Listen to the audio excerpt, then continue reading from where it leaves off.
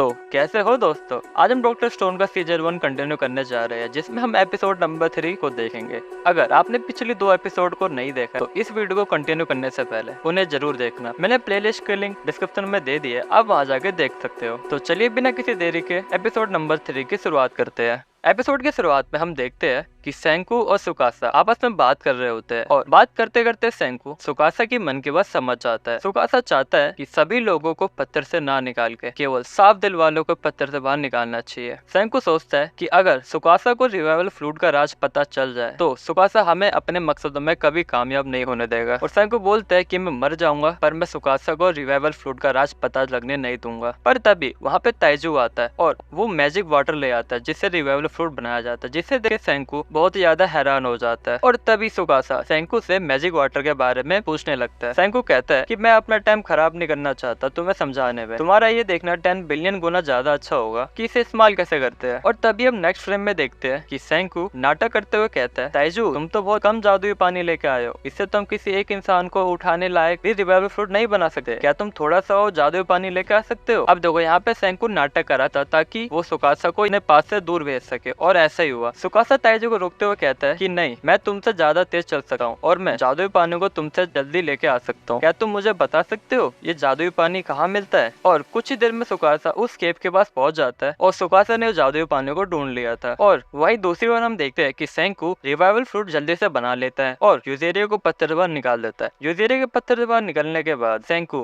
कहता है कि तुम्हारे पास 2 ऑप्शन है, या तो तुम दोनों यहाँ से भाग जाओ और दूर जाके रहो, या मेरे साथ मिलकर सुकासा के अगेंस्ट लड़ो और उसकी हत्याओं को रोको। पर ताइजू सेंकू को मना करते हुए कहता है कि नहीं, हम कहीं नहीं जा रहे, हम तुम्हारे साथ ही है, हम सुकासा के अगेंस्ट लड़ेंगे और उसकी हत्या को रोकेंगे। और तभी वहाँ पे सुकासा भी आ चुका था जिसने ताइजू की बातें सुन लिया था। सुकासा कहता है कि मैं लोगों को मार नहीं रहा, मैं बस एक नई दुनिया की शुरुआत कर रहा हूँ। पर ताइजू रिप्लाई करते हुए कहता है कि नहीं, मैं तुम्हें अब और लोगों को नहीं मानने दूंगा। इतना कहते ही ताइजू सुकासा पे अटैक कर देता है और हम देखते हैं कि ठीक उसी वक्त सेंकू भी सुकासा की ओर एक एरो रिलीज कर देता है, पर सुकासा आसानी से उस एरो को डॉज कर लेता है और ताइजू को एक कस के लात मारता है, जिसके कुछ ही देर के बाद हम देखते हैं कि ताइजू बेहोश हो चुका है। सुकासा कहता है कि हमें आपस में नहीं लड़ना चाहिए, तुम बस यूजेरिया को बचाओ, उन अनजान लोगों के लिए अपना जीवन खराब मत करो, मुझे जो करना है मैं तो वो कर ही लूंगा और मैं तुम्हें अपने मकसदों के बीच कभी नहीं आने दूंगा। सुकासा के वहाँ से जाने के बाद सेंकू ताइजू को उठाता है और कहता है कि हम सुकासा को नहीं मार सकते। इस स्टोन वर्ल्ड के समय में सुकासा जैसे मॉन्स्टर को मारने के लिए हमारे पास सिर्फ एक ही उपाय है, हमें सभ्यता का विकास करना होगा और साइंटिफिक वेपन का निर्माण करना होगा। उसके बाद हम देखते हैं कि सेंकू सभी बर्तनों को तोड़ रहा था। सेंकू कहता है कि ये सब मैं इसलिए कर रहा हूँ ताकि सुकासा को लगे कि हम खाने की तलाश में घर छोड़ के जा चुके हैं। सुकासा के हमारे प्लान जानने से पहले हमें हथियार का निर्माण करना होगा और यदि एक बार सुकासा को हमारे प्लान का पता चल जाए तो सुकासा हमें किसी भी कीमत पे हथियार का निर्माण करने नहीं देगा और वो हमें जान से भी मार देगा। उसके बाद तीनों घर के नीचे आ जाते हैं और सेंकू कहता है कि हमें हथियार बनाने के लिए सामान की जरूरत है, जो कि हमें हकोना में मिलेगा, जो कि यहाँ से 80 किलोमीटर दूर है। और हम देखते हैं कि तीनों घर छोड़ के जा रहे थे और तभी यूजेरिया को रास्ते में कुछ पेड़ दिखते हैं जिन पे चेरी के फूल लगे हुए और वो कहती है कि ये चेरी के फूल कुछ अलग लग रहे हैं। सेंकू जवाब देते हुए कहता है कि जिस चेरी के पेड़ को हम जानते थे उनकी प्रजाति सदियां पहले विलुप्त हो चुकी है, ये चेरी के फूल नई प्रजाति है। और कुछ ही देर के बाद तीनों एक पहाड़ के ऊपर पहुंच जाते हैं, जिसके बाद सेंकू अपनी लोकेशन जानने के लिए एक डिवाइस का इस्तेमाल करता है जिसका नाम सेक्सटेंड होता है। पर सेंकू सही तरीके से अपना लोकेशन नहीं जान पा रहा था और सेंकू कहता है कि शायद हम अभी कामाकोडा में हैं। ताइजू कहता है क्या यहाँ पे कोई ऐसी बिल्डिंग नहीं है जिसे हम निशाने के तौर पे इस्तेमाल कर सके। सेंकू जवाब देते हुए कहता है हर लोहे की चीज जंग खा के नष्ट हो चुकी है, यहाँ ऐसा कुछ भी नहीं है जिसका हम इस्तेमाल कर सके। और हम देखते हैं ठीक उसी वक्त यूजेरिया को कुछ दिखता है जंगल के पास। यूजेरिया उसके पीछे पीछे भागती है और वही ताइजू और सेंकू भी यूजेरिया के पीछे जाके देखते हैं और कुछ ही देर के बाद तीनों एक स्टैचू के पास पहुंच जाते हैं, जो कि एक बुद्ध की स्टैचू होती है। सेंकू कहता है मुझे हमारी लोकेशन पता है, हम अभी कामाकोडा के 35 degree 19 minute north 139 degree 32 minute east में है। और हमें ये दिखाया जाता है कि यूजेरिया उस बुद्ध की मूर्ति को देख के अपने बीते समय को याद करती है। हमें फ्लैशबैक दिखाया जाता है जिसमें यूजेरिया अपने पेरेंट्स के साथ कामाकोडा को उस बुद्ध की मूर्ति को देखने के लिए आए थे। और अब स्टोरी स्टोरी प्रेजेंट टाइम में आ चुकी है। हम देखते हैं कि यूजेरिया को अब अपने पेरेंट्स की याद आ रही है। उसके आंखों में आंसू थी पर वो फिर भी मुस्कुरा रही थी। और तभी सेंकू कहता है कि बुद्धा की मूर्ति ब्रॉन्ज से बनी है जिसमें जंग नहीं लगा, इसी कारण से ये अभी तक खराब नहीं हुई है और इसी कारण से ये बिना टूटे बिना खराब हुए अभी तक खड़ी है। स्टैचू में कॉपर आयरन के गुण है जो पेड़ों के लिए जहरीला होता है, इसी कारण से स्टैचू के आसपास कोई भी पेड़ नहीं है, जिसके वजह से यूजेरिया को इस घने जंगल में ये मूर्ति दिखी। सेंकू ये बोल के बुद्धा की मूर्ति तोड़ने लगता है कि इसमें कॉपर आयरन है जिससे हम मिनरल बना सकते हैं, जो कि तैजू पसंद नहीं करता और तैजू सेंकू को रोकने के लिए कोशिश करता है। और ये ऐसा समय था जब यूजेरिया दोनों को देख के मुस्कुराती है और रिलीफ फील करती है। और अब हमें दिखाया जाता है कि रात हो चुकी है और तैजू इस बात को लेकर बहुत ही ज्यादा सीरियस है कि सुकासा हमारे पास ना आ जाए, क्योंकि अगर सुकासा हमारे पास आ जाते हैं तो